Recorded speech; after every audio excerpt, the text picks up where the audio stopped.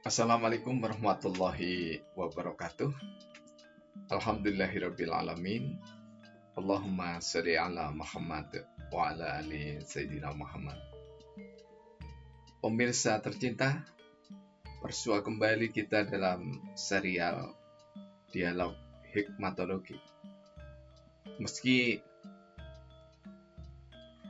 monolog, namun kami menyebutnya dialog karena pada hakikatnya apa yang kita dengar dan apa yang kita baca, kita dialogkan di dalam hati nurani kita masing-masing.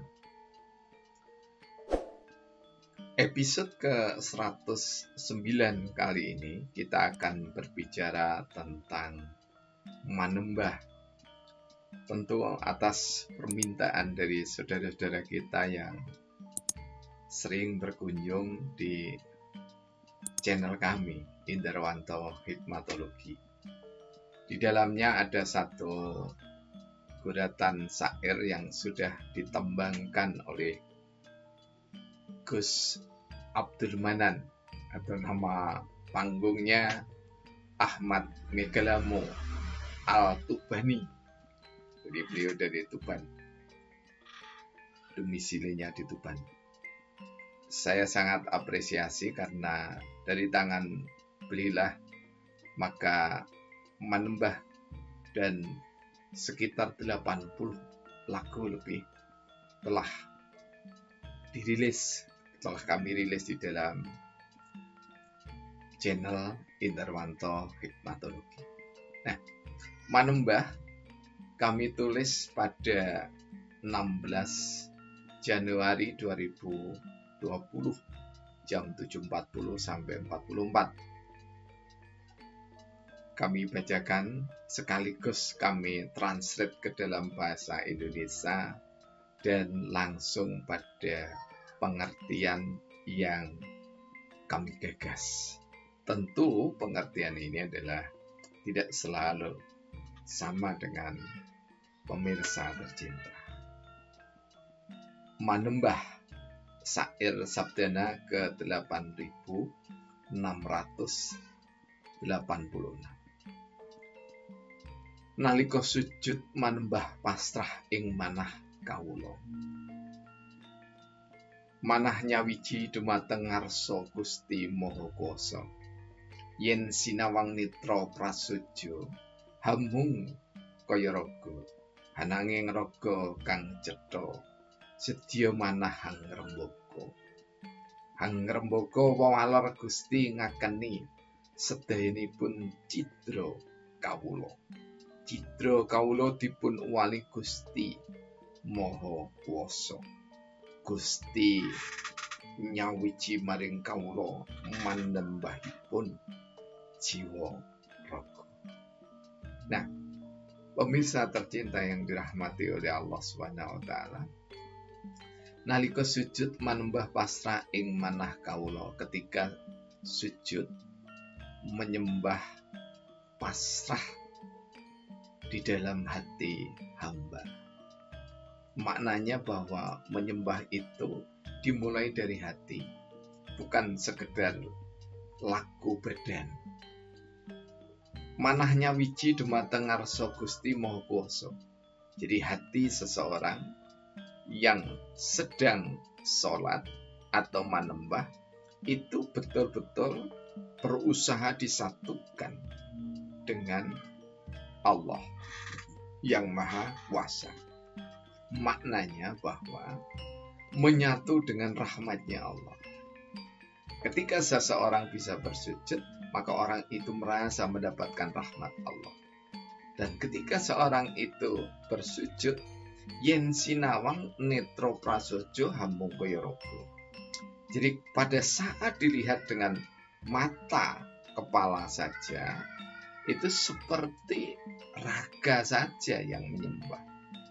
Sehingga saudara-saudara kita, termasuk para sesepuh, banyak yang mengatakan bahwa sholat itu sudah tidak berguna ketika seseorang sudah mencapai ma'rifatullah.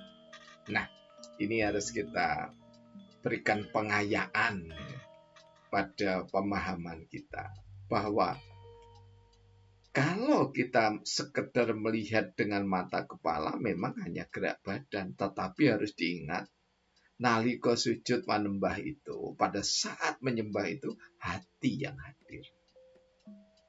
Ananging raga kang cetha sedya manah ngrembaka. Jadi sepertinya itu hanya raga yang tampak jelas. Namun sebenarnya itu adalah hati yang berluat rasa cinta, rasa menghamba kepada Allah. Inilah yang disebut ihsan. Kita menghadap ke arah kiblat, arah Ka'bah. Kalau mereka yang melakukan ibadah di Masjidil Haram, tapi tidak sedang menyembah Ka'bah, tidak sedang berkiblat kepada Ka'bah, tapi berkiblat kepada Allah. Inilah ihsan namanya. Jadi ihsan itu adalah bagian dari ma'rifatullah, mengenali Allah dengan kemahakekuasaannya, dengan zatnya. Zat itu tidak sama dengan kita. Zat maha itu beda dengan zat yang sekedar ada. Hangrembaka walur Gusti ngakeni sedyanipun cidra kawula. Jadi senangnya kepada syariat Allah itu dengan mengakui semua dosa-dosa seorang hamba. Jadi nampaknya ritual yang sifatnya itu badaniyah atau raga itu justru diawali dari hati, dari ma'rifatullah. Jadi inilah manembahnya orang-orang mukminin dan mukminat. Cidra kawula dipun uwali Gusti Maha Kuwasa. Artinya bahwa dosanya seorang hamba itu dicabut oleh Allah. Jika didasarkan pada hadis dari Imam Muslim, pada saat sujud itu diangkat dosa-dosanya oleh Allah Subhanahu.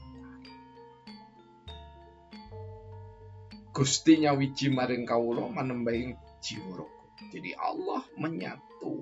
Yang menyatu itu bukan sekali lagi seperti personifikasi manusia.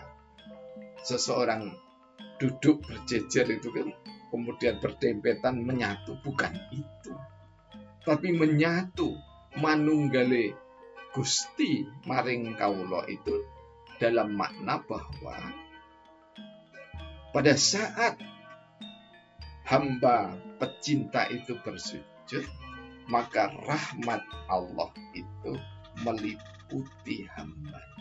Karena sudah diliputi dengan rahman dan rahim Allah, maka seorang hamba itu benar-benar telah bersujud dan selalu bersujud kepada Allah, kapan dan di mana.